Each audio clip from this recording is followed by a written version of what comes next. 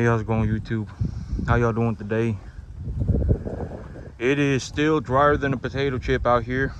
I was taking a look through my plans this morning for everything that I'm looking to do.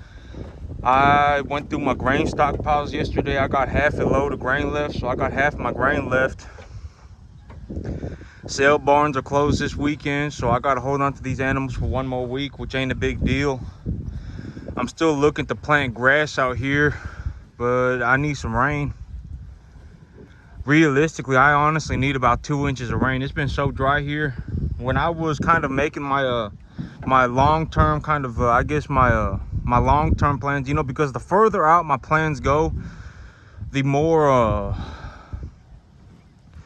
you know, a lot of my plans, unless they're happening right now, it's hard for, you know, my plans are made. I made my plans for direction. You know, like when I say, you know, my 1 year goal is this, my 2 year goal is this, my 3 year goal is this, my 5 year goal is this, my lifetime goal is this.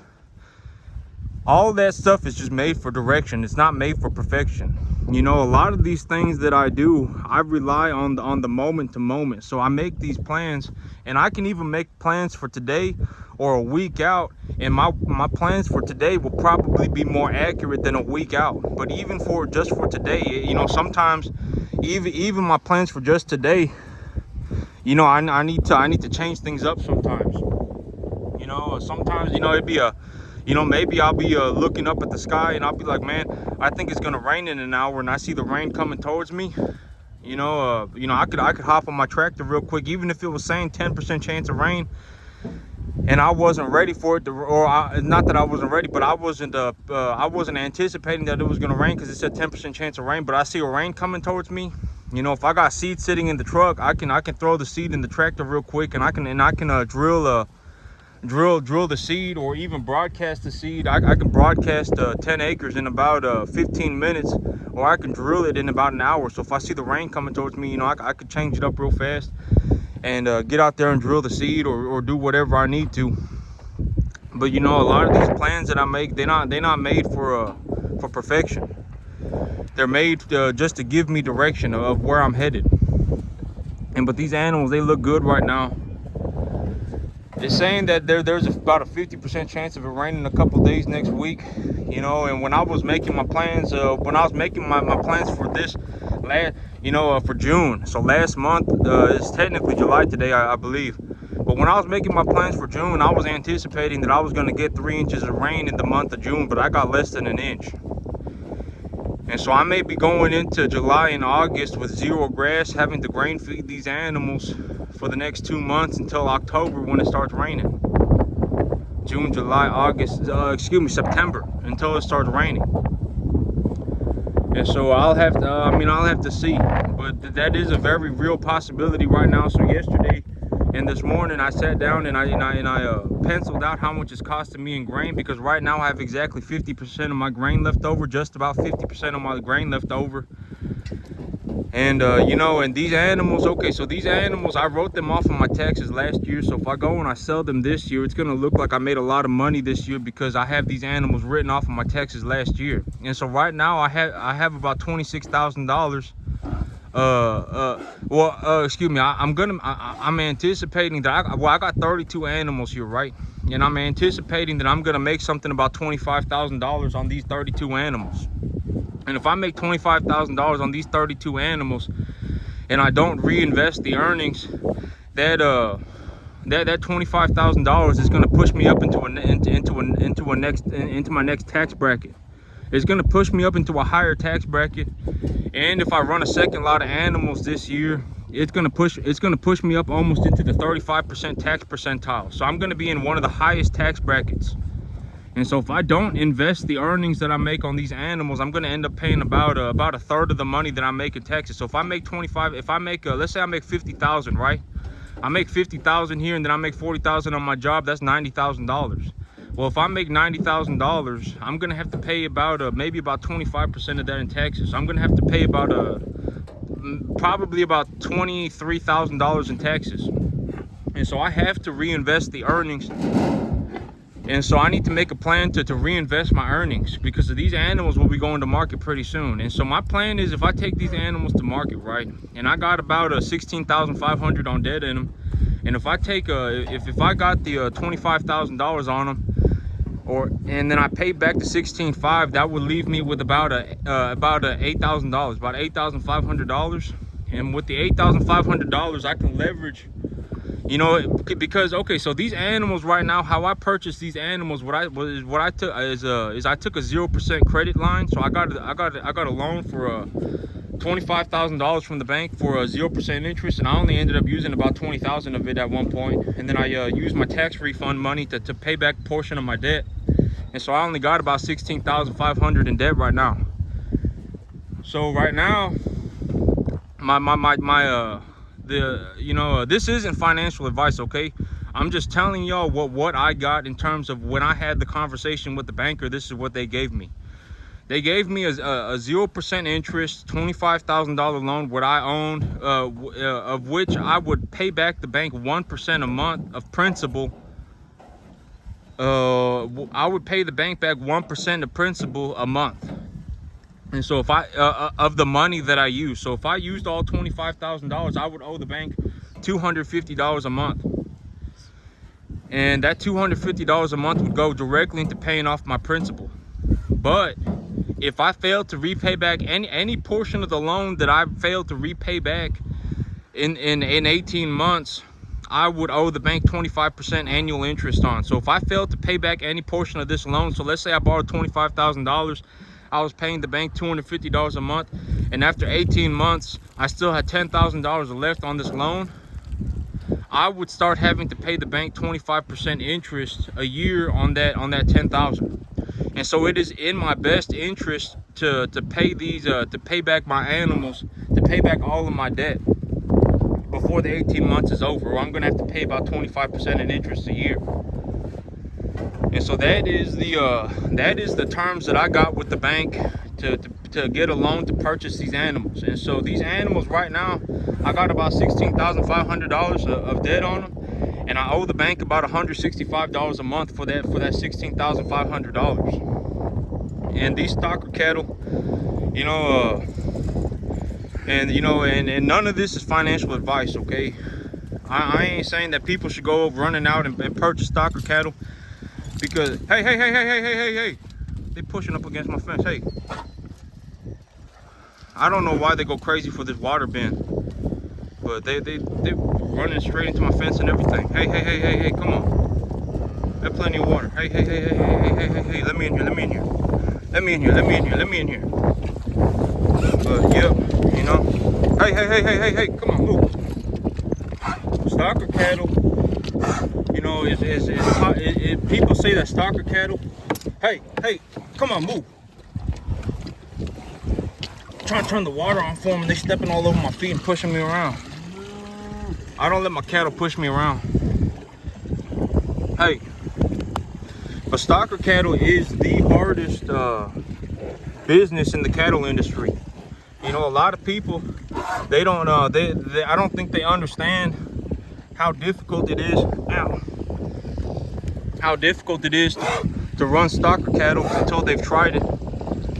But stalker cattle is the hardest, the hardest cattle business in the industry.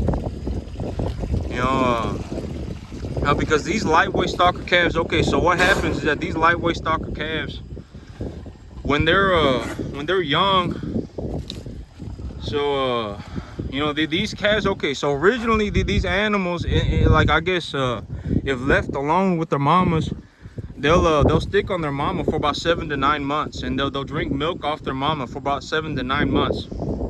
And in the 7 to 9 months while they're drinking milk, they will also start eating solid food.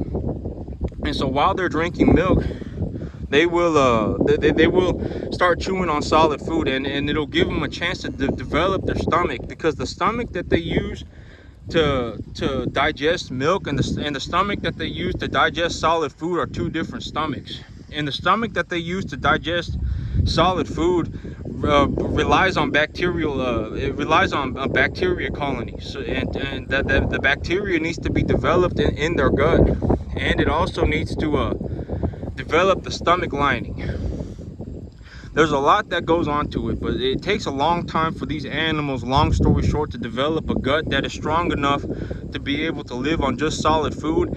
And until then, they rely on their other gut that digests milk. And when this gut digests milk, the way it does it is that when they start to suckle, it'll close a flap in their I guess their feed intake, you know, the tube that they use to ingest food. It will close a flap in it and cause the milk to go into a different portion of their gut. And when it goes into that different portion of their gut, there's an enzyme in that gut that causes the milk to curdle. And so when the milk curdles, it'll slow the digestion of the milk, and so it'll give them a chance to digest the milk. Oh, there goes little guy and Bison again. They always doing that. These two, they always yeah, but it's because Bison, he got these horns and he'll use them. He knows he has them, and so he'll use them and he'll push the animals around out of his way, because if you look at the horns on his head, they stick out sideways, and so he uses them. He pushes animals out the way. And when he tries to push little guy really don't like that, because little guy he's always been like this. If he gets pushed, he'll push right back. But it's okay, they'll figure it out. They're not gonna, they haven't killed each other to this day. So yep, but these animals, you know, the reason that I'm going okay, so the long story short, man, look at what they did to my fence. But the long story short is that these stalker animals, when they get when I go and I pick up an animal at 2.5 weight, let's say they're 250 pounds, right? Let's say I go and I pick up a 250-pound animal and I pick up a whole truckload of them. I pick up a semi-load of them. Those animals, 90% of them will not have the digestive bacteria in their main gut to be able to digest solid food properly. Like you see this animal right here, he's still suckling. He's still trying to suckle, like he's still trying to get milk, and look at how big he is. And so, you know, these animals, they drink milk for 7 to 9 months. And actually, I don't know if he's still suckling, or I don't know what he was. Oh no, he's just licking this animal's back. I was like, wait a second, this animal should not be suckling. He's way too big. But some of these smaller animals, you know, they'll still have the suckle reflex, but he's just licking on this animal's back leg. I don't know what's going on, but yeah, he's not suckling. He should have stopped suckling months ago. But yep. But these animals, sometimes when they're 250 pounds, you know, a majority of them. So let's say I get a truckload, an 18-wheeler full of 250-pound calves. 90% of those animals will not have the bacteria in their gut that is required to digest solid food. And so this is one of the hardest things to deal with in the stalker cattle industry. And that, because they don't have that bacteria in their gut, their nutritional requirements need to be extremely rigorously diligently rigorously maintained. You need to be I mean, you know, because these animals, if they eat the wrong stuff, let's say they go around and they eat they chew on some brush. Well, those animals, what will happen is that they won't be getting enough nutrition in their body, and they won't starve to death, but they'll develop a bovine respiratory disease complex from being from having malnutrition. So they'll suffer malnutrition, and then they'll get BRD from suffering malnutrition. They're not going to starve to death, but they'll get pneumonia. And you know, these animals, when they're small, you know, you need to be extremely good at growing grass, or you need to give them an extremely high quality feed. And you need to whoever the stalker cattle operator is at that point needs to be completely sure that their animals are eating enough food to survive. Because if they're small and they're not eating enough food and they're still suckling, when they suckle, there's a reflex that triggers in their brain that causes the flap in their digestive pathway to close, and it'll open up the milk stomach. And so when they're suckling, it'll open that gut up. And so if these animals, if they're not eating properly at that stage, and they're suckling, you need to grab them and give them bottle formula. And you need to give them a little bit of bottle formula at a time, because if you give them too much bottle formula at a time, some of these animals, they don't take very well to bottle formula at first, and they'll bloat real bad, and then they'll die from that too. And so, you know, running stalker cattle, it is the hardest thing to do in terms of cattle. I mean, it is the you know, a lot of people, when they see me doing this, it looks easy, right? But it's not. When people, if someone actually went out of their way to try and do this, they would I mean, they would lose their mind. It is so difficult. It is obscenely difficult to do this. And, you know, a lot of people go, oh man, you know, I mean, for a lot of people, this is borderline impossible. I mean, it is immense. I don't even know how you know, I think that one of the big reasons why I managed to do this was because, you know, like when I got here onto this farm, you know, I took every dollar that I could get from the bank. So, you know, when I talked to the banker told me that they're not going to give me any more money. And so, you know, that, you know, I took all the money that I could get from the bank. I'm about $500,000 in debt. And I purchased this farm, and I purchased these animals and everything. And, you know, I can't get any more money from the bank. My credit is very, very, very subprime. And so, you know, but ever since I was a young man, the only thing I ever wanted to do was be a farmer. You know, it was the only thing that I ever wanted to do. So when I got the chance, I took it. Because even now, you know, the only thing I want to do is be a farmer, right? I'm a cattleman. I'll probably be a cattleman and a grass grower until the day that I die. It just is what it is. It's what I do. And, you know, and I'm good at it too. You know, I'm good at it. It'd be almost impossible to find somebody who's just flat out better than me at farming. I mean, you know, I'm a very, very, very good farmer, and I know what I'm capable of, and, you know, and I go for it. And when I need to take risks, if I'm not entirely sure and I feel like I need to take a risk, I'll just take the risk if it's a good calculated risk, you know. But finding just someone who's just flat out better than me at farming, probably not gonna happen. You know, probably not gonna happen. If someone's better than me at marketing, that's fine. You know, but if someone tells me that they're gonna flat out beat me at farming, probably not. I mean, they probably don't know what they're talking about, because it don't get much better than me. It don't. And so, you know, but when these animals are small, it's very, very, very difficult. Getting them up to this point is the hard part.